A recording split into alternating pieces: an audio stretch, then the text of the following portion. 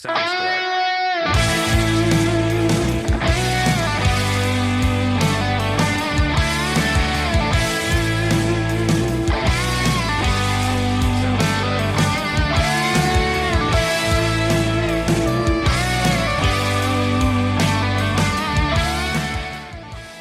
It's Mr. C. Welcome back to the channel. Today we're going to start pouring concrete. We're going to pour this footer and bring this home out of the ground.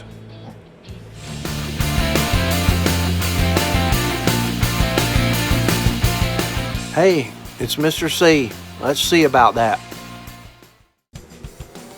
We're settled in now. We are living in the RV on the site. And it's time to get busy building this house. I'm doing some digging on the foundation here. This is rough country, as you can see.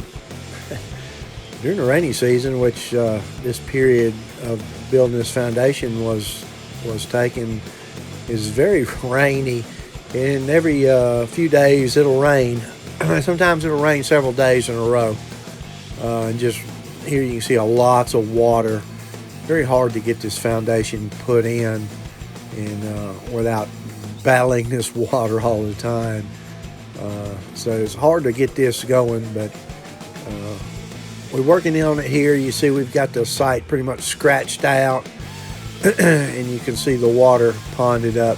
So there's no work going on here. It's just too muddy to get there and do anything without just making a bigger mess than what we already have. So work stops and we wait for it to dry out at least a little bit. A few days after this kind of a rain, it would dry out enough where we could get back in there, and it'd be real sloppy, but we could go back to digging and keep working. Here you can see the next day, sun came out. It did stop raining and things dried out considerably. We were able to get in with the pumps, pump all of these ditches out, finish digging, and begin forming. The concrete contractor that I hired to pour this concrete, build these forms, did an outstanding job on this day and got a lot of work done in a short period of time, because we had already scheduled concrete for this project coming up in just a few days. So we had to move along rapidly and get this formed up and ready to go.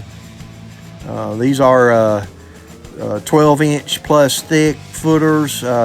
They're dug down to the where the soil has not been disturbed, and they're formed on the sides. That's code in this area. You can't just dig a hole and pour concrete in it. You've got to form the sides and have square sides, and the inspector wants to see that in place before you pour. So it's a good looking form job. You can see he's worked around the front of the house there, and he's coming around the back side there, and that's the deepest part, and it was still quite wet down in there, and all of this was really muddy for them to work in, and they had to shovel a lot of this out. There's the J-bar and the rebar that's going to go in the hole, sitting there on the ground waiting to go. You saw the excavator. That's what we used to dig it out. Over there in that far corner you see my sump pit. It's waiting to go in the hole. As soon as I get the hole finished up and get the level set, that's going to go in a gravel hole there and be my sump pit for my emergency pump out in case something gets water in there, and also for the dehumidifier that I'm going to run in that crawl space there.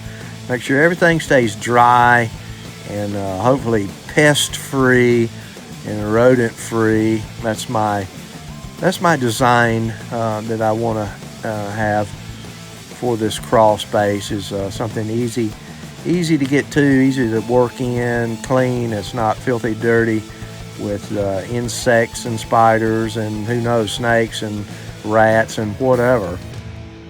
Get in there. I'm going to try to seal it off as tight as I can and keep it nice and clean.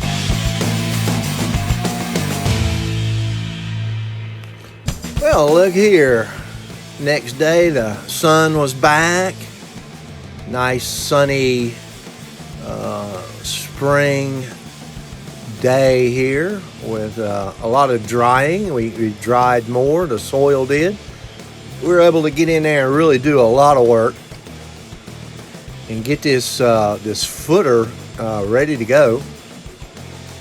The pour was scheduled for the next day, so things are going to happen here quickly. You can see the all the upright J bars, what we call J bars. They actually are J-shaped at the bottom down in the footer, and then they're braced to stand up upright, and that will be where the wall pours, and you'll see that in a later episode where we pour the foundation walls. This is the bottom, the foundation, actually the footer into contact with the soil, the undisturbed soil, and it'll be the 24-inch wide and 12-inch thick, at least 12-inch. Some places it was 14 to 16 inches thick, and some places a little bit more. We have some thickened footer. You can see here we've got it in this video. We've got it just about ready to go. There's a few final touches, but the concrete is scheduled to come, and it'll be coming the next day. Here you can see my septic line coming from my tank and my water supply line coming from the road.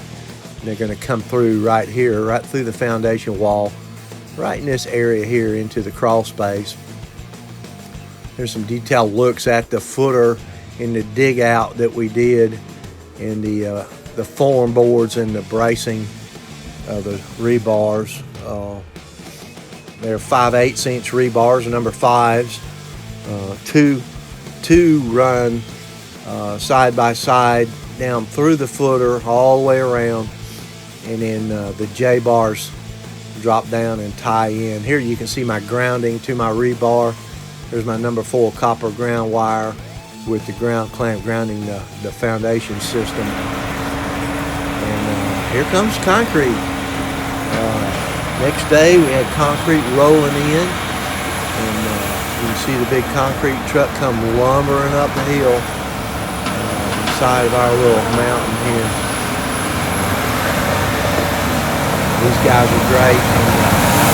They brought a lot of concrete. This is about about 7.5 yards of concrete for this footer that we poured. Here you see them pumping it. They pumped all of this so the foundations wouldn't be disturbed by trying to back in, and there's really no way to get around to the back side here. Here you can see it's pumped in. We got a poured foundation, which is the actual footing for the building.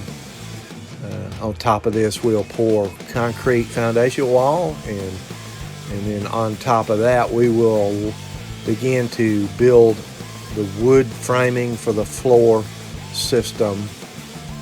Right on top of that, we had a good dry, warm day with lots of sunshine for the pour. It was actually quite warm for this time in early spring. We had lots of sunshine and warmth that day. Get that concrete put in the ground. Everything looked good. You can't really see a lot of detail here, but let's see if we can get a little closer there. Maybe look at some of the detail of this concrete here. You can see the thickened areas, widened areas there where the fireplace will go, and a pier, extra reinforcement for a pier for building structure right there in that area on the left side there. Concrete footer looks great. We're real happy with the way it turned out. And that is the first part coming out of the ground of this house. up until now, it's all been pushing dirt and digging dirt and pulling out trees and dealing with water and water and rain and more water. Now that we have some concrete in the ground, we can begin to close some of that up and have some dryness. Really good job. These guys I hired for concrete work do a good job. That's really, really heavy labor, intense work there with lots of digging, hand digging, and building these forms down in this hole. And it's kind of hard to see, but a lot of this was done in the mud. So it was red Georgia clay, stuck to your boots, stuck to everything. They got down in there and really got it done.